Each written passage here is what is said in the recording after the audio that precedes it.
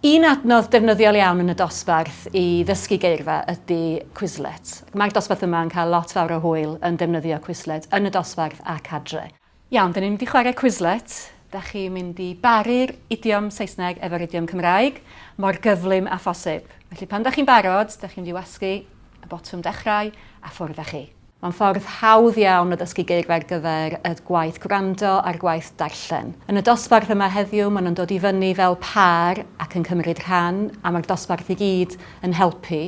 Ond hefyd, maen nhw fel parau wedyn yn mynd yn ôl ac yn cael defnyddio eu tabledu neu eu ffonau symudol eu hunain ac yn mynd ar Quizlet ac yn defnyddio yr app yn y dosbarth. Mae'r elfen gystadleuol, dwi'n meddwl, yn bwysig iawn, yn enwedig efo'r dosbarth yma. Maen nhw'n griw sy'n licio cystadlu.